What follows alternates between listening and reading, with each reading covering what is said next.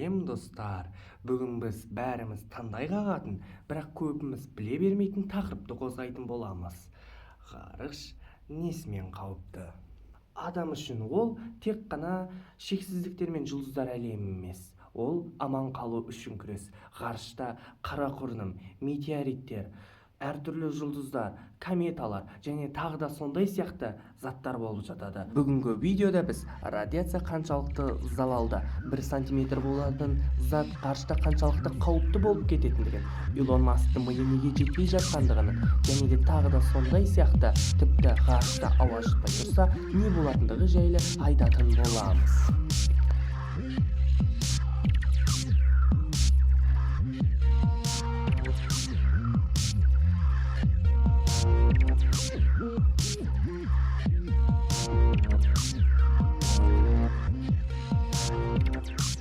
Ғарыштағы ең қауіпті нәрсе не деп ойлайсыз? Қара құрдым ба? Жоқ. Ол вакуум, адамның көзіне көрінбейтін, тыныш қана өлтіретін ерекше жағдай.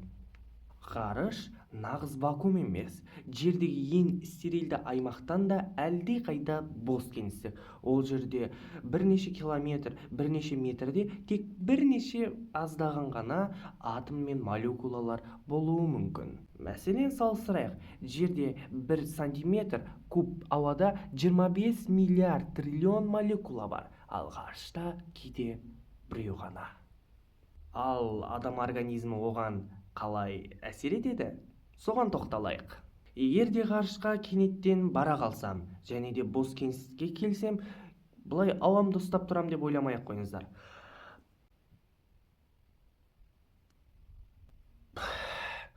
Бүйтіп денді ұстап тұра алмайсыз, себебі бұндай вакуумдық ортада бұлай жасауда мүмкін емес.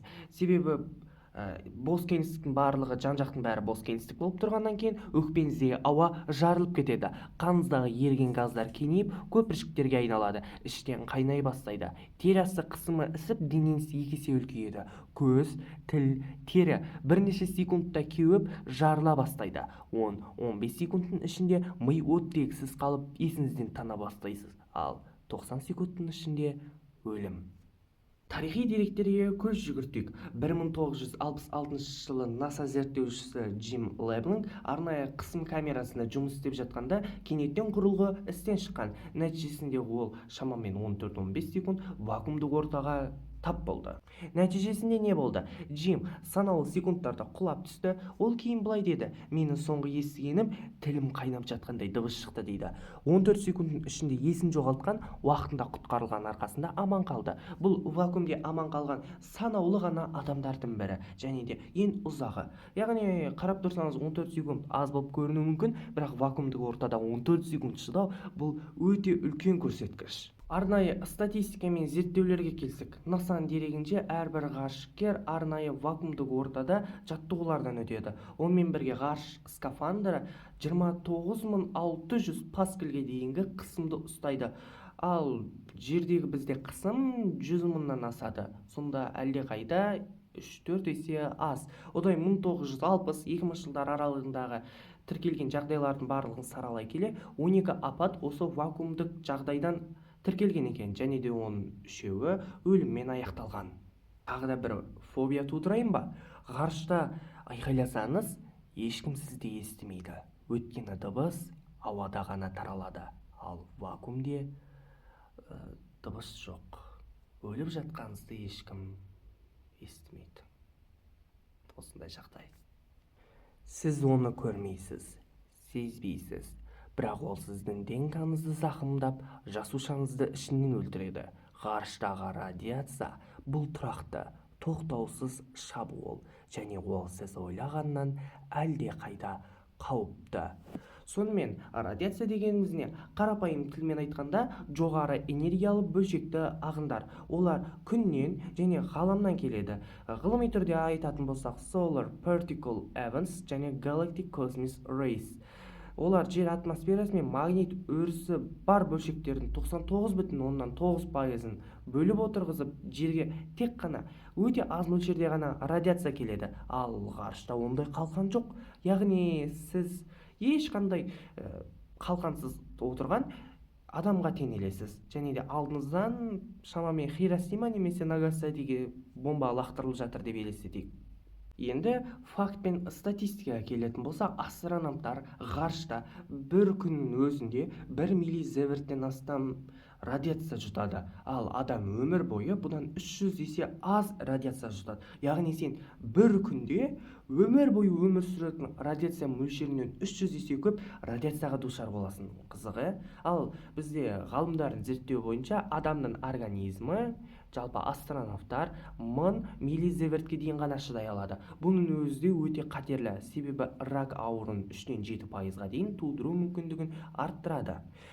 Және де айға бір сәтте барған өзінде біз рентген пленкасына 1000 рет түскенге тең радиация өзімізге жұқтырады екенбіз. Енді тарихи деректерге көз жүгіртетін болсақ, 1972 жылы екі ғарыш кемесі Аполлон 16 мен Аполлон 17 айға бағыт алды. Екеуінің арасында тамыз айында алып күн дауылы, яғни solar flare орын алды. Егер экипаж сол кезде ғарышта болғанда, олардың бәрі өлетін еді. Алайда қуанышқа орай екі ғарыш кемесінде де адамдар болмады. Бұл күн дауылы кезінде бөлінген радиациялық доза 1000 миллизеверттен да асып, адам денесін бірнеше минутта істен шығаратын еді. Енді қызықты деректерге келетін болсақ, адамның организмі радиацияны мүлдем сезбейді. Яғни сіз уланғаныңызды бірнеше күн, тіпті бірнеше ай өткеннен кейін барып қана сезуіңіз мүмкін. Және де радиация әсерінен адамның көңіл күйі де, репродуктивті жүйеде, жүйке жүйесі мен тағы да басқаларына, ДНК-сына радиация әсер етеді. Арнайы деректермен өзімнің айтқан тұжырымымды дәлелдейін. 2015 жылы жүргізілген тәжірибеде радиацияға ұшыраған тышқандар ұмытшақ, агрессивті және қорқынышқа төзімсіз болып шықты. Бұл адамға тән радиация нейрондардың құрылымын өзгертіп, депрессия, когнитивті бұзылыстарға алып келуі мүмкін. Ал енді дәл қазір кезде ғарыш кемелері одан қалай қорғанып жатыр? Халықаралық ғарыш станциясында арнайы қорғаныс қабаттары бар. Олар бірақ 100% қауіпсіз емес дегенді білдірмейді. Жерден тыс жерде, мысалы Ай немесе Марсқа ұшу кезінде радиацияға қарсы қалқан әлі де идеалды шешім таппаған. Яғни біз әлі де радиациядан қорғана алмай отырмыз.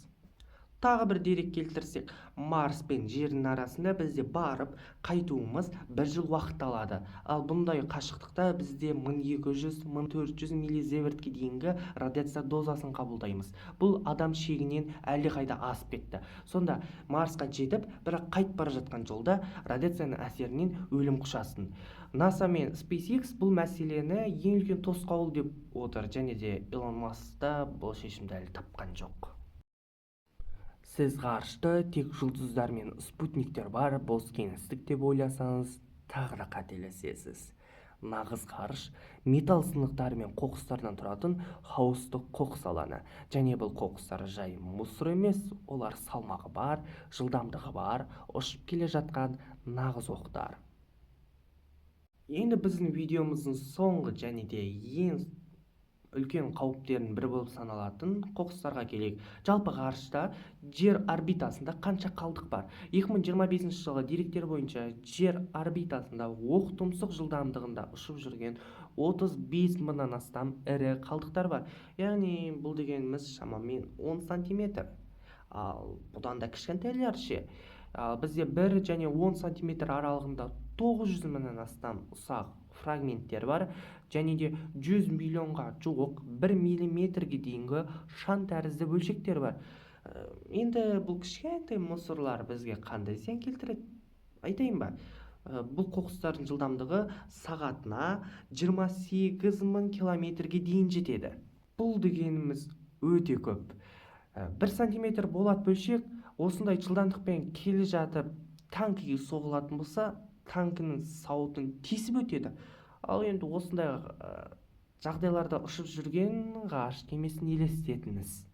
Осы жағдайды түсіндіру мақсатында 3 түрлі оқиғаны алып келдім.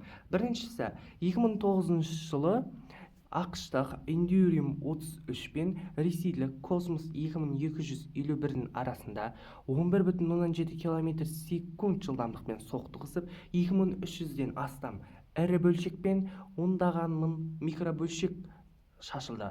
Бұл тарихтағы ең ірі жасанды ғарыш қоқыс көзі болды. 1983 жылы болса, NASA Shuttle Chandler миссия кезінде 0,2 миллиметрлік микрометеорит шаттлдың терезесіне тиіп кетіп, сызат қалдырды. Сол сызат кейін толық жарықшаққа айналып, терезе ауыстырылған. Бұл шағын ғана бөлшектің қаншалықты ғарышта қауіпті екендігін тағы да бір дәлелдейді. 2021 жылы болса, халықаралық ғарыш станциясы Ресей жасаған спутникті атып түсіруден кейін пайда болған қалдықтардан қашу үшін авариялық маневр жасауға мәжбүр болған. Экипаж төтенше капсулаға эвакуацияланып, бірнеше сағат бойы қауіпті күтіп отырыпты. Яғни байқап отырғандарыңыздай, қоқыс деген бұл ғарышта миналы алаң сияқты. Орбита жай ғана жол емес, бұл бос емес жол. Мұнда ештеңені соқпай өту үлкен сәттілік, әрбір ұшу тәуекел. NASA мен тағы да басқа ғарыштық компаниялар осы жағдайды алдын ала болдырмау үшін 8000-нен астам үлкен қоқыстарды жер орбитасындағы арнайы бақылауға ұстап отыр. Және де олардың траекторияларын алдын ала болжап, ғарыш кемелеріне арнайы мәлімдеме жасап отыр. Дәл осылай біз қазір кезде ғарыш қоқыстарынан барынша осылай қорғанып жатырмыз. Сіз енді ғана ғарышқа шықтыңыз. Кемерүйлер істен шығып, байланыс жоқ. Ал алдыңызда ұшып келе жатқан алып метеорит. Сіз арнайы көмек капсуласы арқылы ғарыш кемесінен бөліндіңіз. Алайда көмек капсуласы радиациядан қорғалмаған екен. Қанша айқайласаңыз да ғарышта ешкім естімейді. Жалғыздықта өлімді күту ғана қалды. Міне достар, бүгін біз ғарыш әлемінің таңғажайыптағы қызықты деректерін көрдік. Бұл жай ғана ғылыми фактілер емес, бұл адамзаттың алға қарай ілгерілеуіне әсер ететін ақиқаттар. Егер сізге видео ұнаса, лайк басыңыз, пікір алаңға өзіңіздің ойларыңызды жазып кетіңіздер. Сіз ғарышқа баруға дайынсыз ба?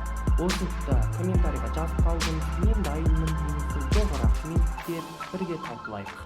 Одан кейін жазылып қойыңыз, себебі алда бұдан да қызықты, тіпті шошындыратын тақырыптары бар. Ғарышқа бірге сапар шегеміз. Келесі кездескенше.